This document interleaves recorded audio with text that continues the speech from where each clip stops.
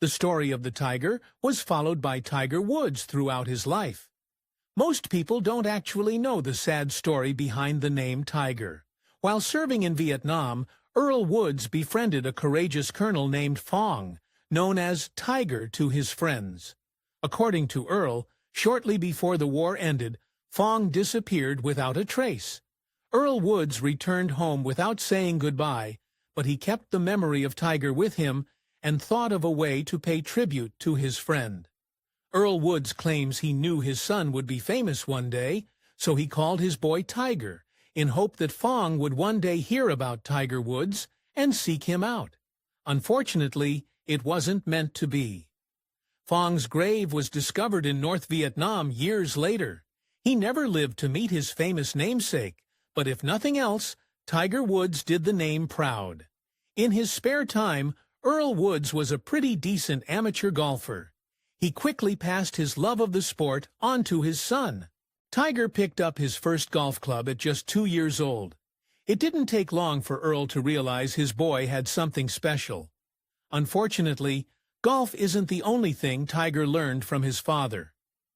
The scandals that plagued Tiger Woods later in life make so much more sense when you know what Earl Woods did in his spare time. Tiger spent nearly his entire childhood at golf courses with his dad, and that's where he discovered his father's disturbing habits. Earl was a notorious womanizer, and he made absolutely no attempt to hide his blatant philandering from his son. Watching his father pick up young women every single week eventually took its toll on a young Tiger Woods. Tiger's high school girlfriend revealed in an interview just how much Earl's cheating affected the teenage Tiger Woods. He would call on the phone sobbing, and all he could get out was, "My dad is with another woman," before breaking down completely. According to the 2018 biography Tiger Woods, Earl Woods's womanizing ways only got worse as he grew older. He played adult videos openly and constantly. He hid adult toys all through his house, and he kept a never-ending string of women streaming through his house. Once Tiger's career started taking off, he began to distance himself from his father. That didn't stop him from repeating his dad's mistakes 10 times over. Prodigy is the word people use to describe young Tiger Woods. When he was just 3 years old, his play garnered him enough attention to land a spot on national television, putting against the legendary Bob Hope on the Mike Douglas Show. That same year, he shot a 48 over 9 holes. Sure, that won't win any championships, but the kid was 3. His father's relentless coaching helped shape Tiger into one of the greatest golfers the world has ever seen. Tiger Woods played at the Masters for the first time when he was just 19 years old, the only amateur to make the cut. He ended up in 41st place. Most 19-year-olds would have been pretty darn happy with that result, but Woods wasn't satisfied. Satisfaction would come 2 years later when he returned to absolutely dominate the field. He won the Masters for the first time in 1997 by ridiculous 12 strokes. Within 2 months, he was ranked #1 in the world, the fastest anyone has ever shot to the top. Tiger Woods had arrived, and golf would never be the same again.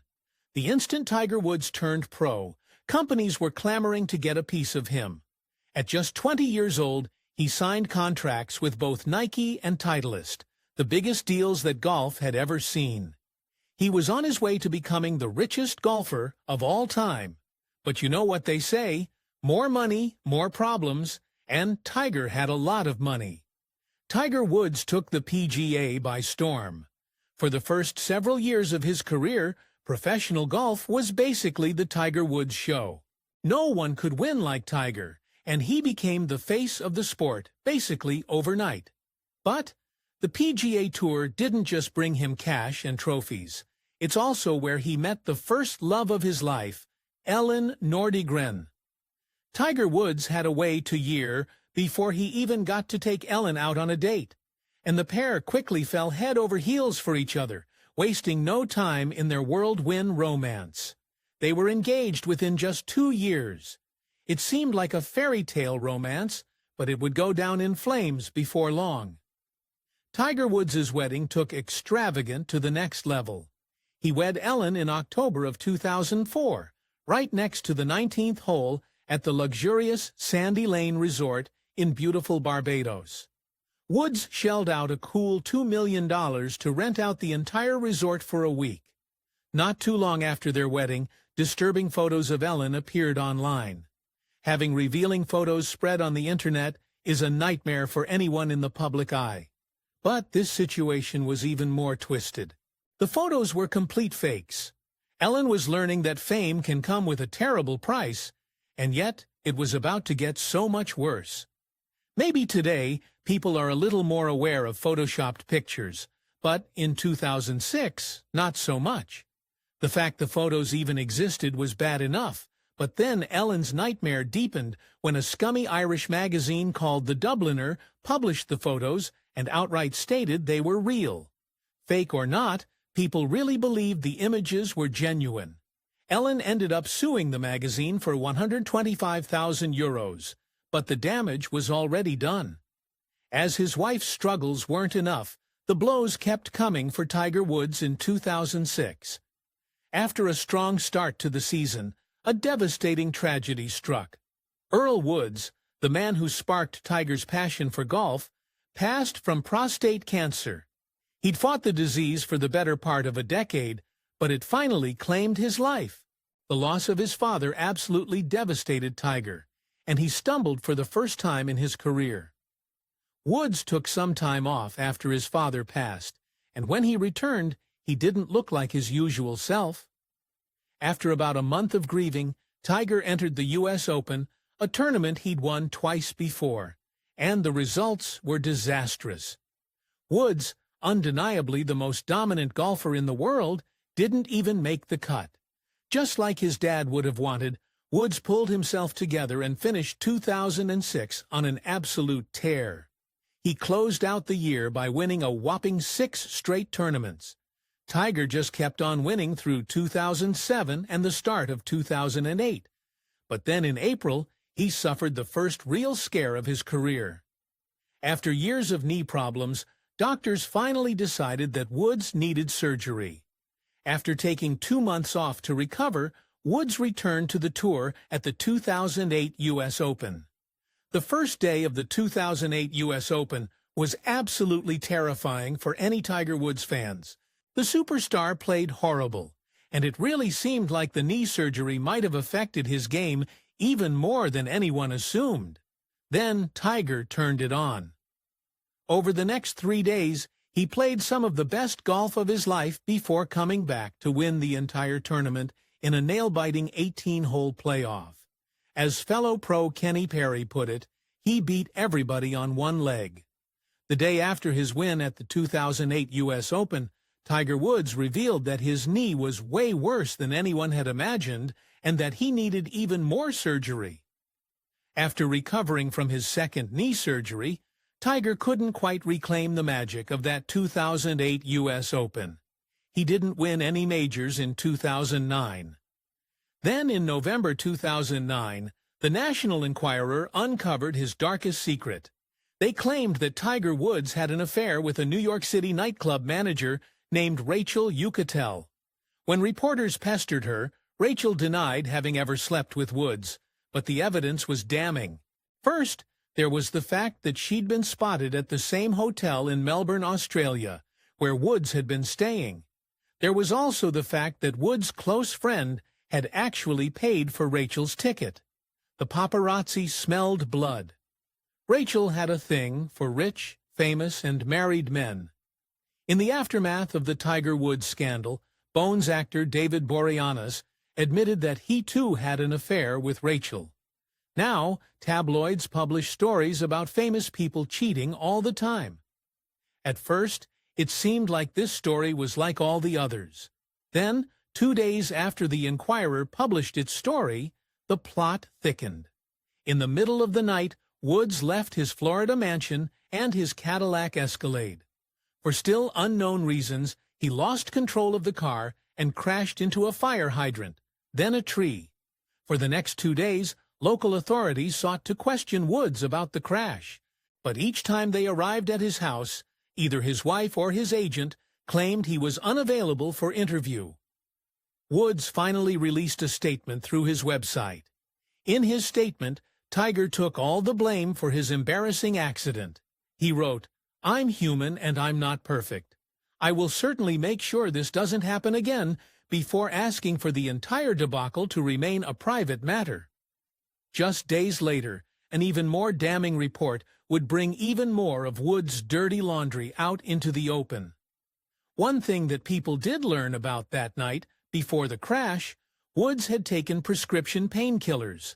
Still, when everything was said and done, he walked away with just $164 citation for reckless driving.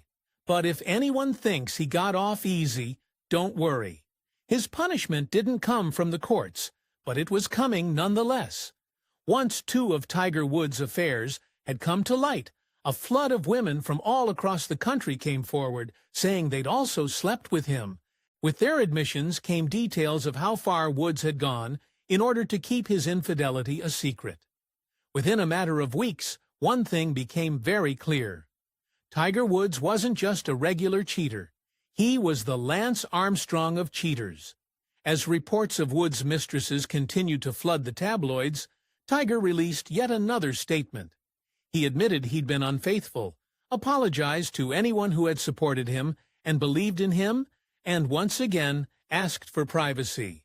But the stories just kept coming, and privacy was not going to be an option. Soon, Woods announced that he would be taking a break from golf. In January 2010, Woods checked himself into a sex rehab clinic in Mississippi. He hoped he could save his marriage, and for a time, papers reported that Ellen considered forgiving him and making their marriage work. His sponsors started dropping him left and right. Several of Woods' biggest supporters cut all ties with him in a mass exodus. Woods entered damage control mode, but no matter what he said or did, he couldn't stop his slide to rock bottom.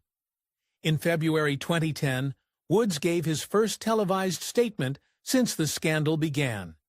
He put it plainly, "I thought I could get away with whatever I wanted to.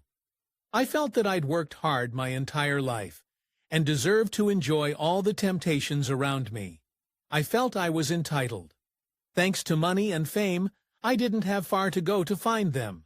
I was wrong. I was foolish." No amount of therapy was going to erase Tiger's dozens of affairs in Ellen's eyes.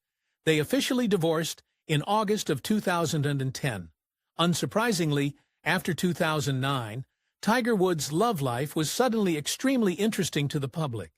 In 2013, Woods started dating Olympic skier Lindsey Vonn, though they split up 2 years later.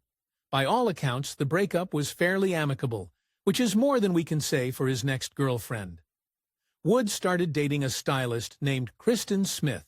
Once again, they broke up after 2 years, but that wasn't the last the tabloids would hear of Smith.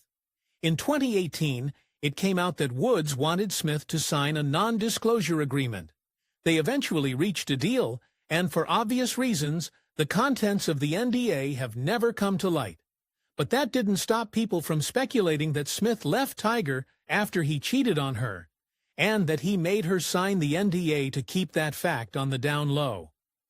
Then came what is arguably his lowest moment. At 3 a.m. in the morning on May 29, 2017, officers in Juniper Island, Florida, found an SUV idling in the middle of the road. I can only imagine the reaction when they found none other than Tiger Woods inside, dead asleep in the driver's seat. Officers brought Woods down to the station where they took his now infamous mugshot, and they started asking questions. Yet again, Tiger Woods had screwed up. In a reflection of the 2009 crash, Woods admitted to taking prescription drugs earlier in the night. He claimed they must have interacted in some way he didn't predict, causing him to fall asleep behind the wheel. Woods ended up pleading guilty to simple reckless driving and paid a $250 fine, along with a year of probation and 50 hours of community service. Later that year, he started dating a restaurant manager named Erica Herman, and this relationship seems like his strongest since his divorce. It seems like after years of turmoil, Woods was finally getting his life back on track, but there was still one thing that was missing. After over a decade of dominance, Tiger Woods fell off a cliff. He just couldn't win anymore. Between 2010 and 2018, Tiger won just 9 tournaments. Compare that to 2018 tournaments in 1 year alone. As the years passed, more and more people started to say Tiger had lost if we're good. Then the 2019 Masters happened. After 3 days of the Masters in 2019, Tiger Woods hadn't led the field once. Then on the last day, the leader, Francesco Molinari, hit his ball into the water on the 12th hole. Then he hit a tree on the 15th. Suddenly, the entire tournament was up for grabs, and for the first time in over 10 years, Tiger rose to the challenge. He won the 2019 Masters by a single stroke. It was his first major win since 2008, and the first time he'd ever won a major after not leading through 54 holes. But the 2019 Masters wasn't about records or money for Tiger Woods. It was about his legacy, and from Tiger's heartwarming post-championship interview, the sheer joy he felt was clear. "I'm a little hoarse from yelling. When I tapped the putt in, I didn't know what I did. I know I screamed, and to have my kids there, it's come full circle. In 1997, my dad was here. Now I'm the dad."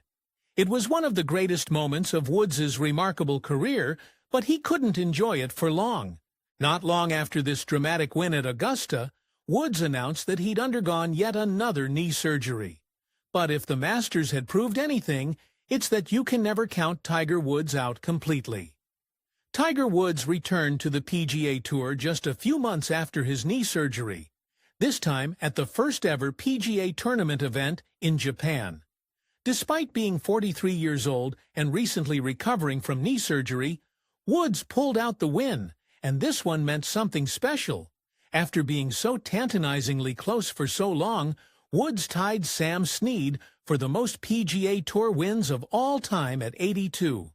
Woods taking that record has seemed like all but a sure thing in the 2000s, but then the cheating scandal happened and everything fell apart. Now it seemed like Tiger would finally claim sole possession of the record that had for so long seemed his for the taking. Then, as it had so many times before in his life, disaster struck. In February of 2021, Woods went to Southern California to host the 2021 Genesis Invitational, a PGA Tour event with his foundation as one of the main sponsors. After the tournament wrapped up, Woods filmed a segment for Golf Digest with NBA star Dwayne Wade and comedian David Spade. During the round, Wade posted a video to his Instagram of him and Woods smiling and seemingly having a great time on the golf course. The next morning, local officers responded to a car crash near Rolling Hills Estates, inside the wreckage at the base of a hill. A conscious but badly hurt Tiger Woods. Later reports would state that Woods had been traveling extremely quickly down Hawthorne Boulevard when he lost control of his vehicle. The SUV then rolled several times before coming to a stop.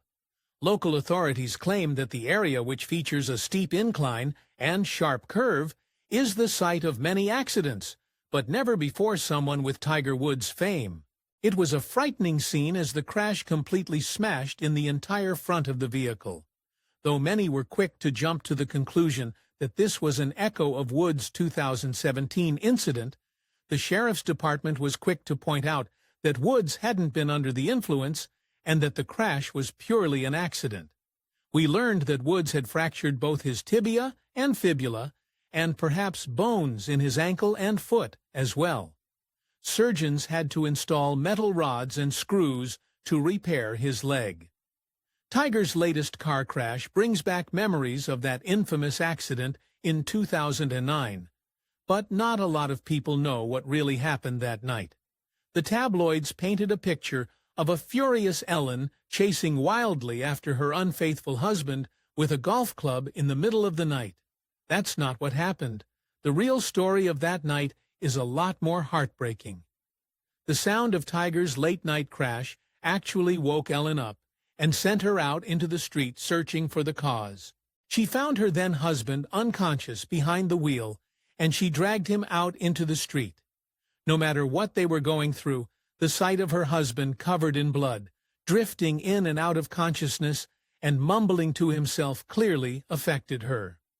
Ellen got a neighbor to call 911 while she sat in the street with Tiger, cradling him as he lay there. The most damning evidence of Tiger Woods' adultery came painfully soon after the dramatic late-night car crash. At that point, the public had only heard the report about Rachel in Australia. Then, US Weekly reported on another mistress, Grubbs. And while Rachel had denied her affair with Woods, Grubbs wasn't quite so discreet. She not only outed him, but she had receipts. US Weekly reported that the 24-year-old Grubbs had a 31-month affair with Woods. Even more upsetting, their tryst began at the 2007 Masters, just 2 months before Ellen gave birth to their first of 2 children. The report was even worse than the Inquirer piece, partly because US Weekly had something the Inquirer didn't. Not only did Grubbs claim she had hundreds of explicit text messages from Woods, but she had something even worse, a voicemail that ended up being the nail in Woods' coffin. Grubbs, who up to that point was most well known for her appearance on VH1's reality TV show Tool Academy, revealed graphic text from Woods, saying things like, "I will wear you out." But the voicemail was the worst of it all.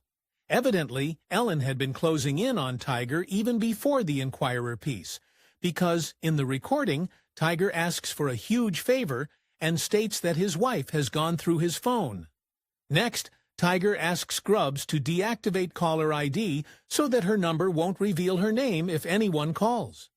All of this took place before any reports had come to light, but once US Weekly revealed them, any doubt that Tiger might be innocent died forever. That is going to bring us to the end of the video on one of the greatest golfers of all time, Tiger Woods. If you enjoyed the video, leave a like rating, subscribe for more, comment below, and we'll be back with a brand new video very soon.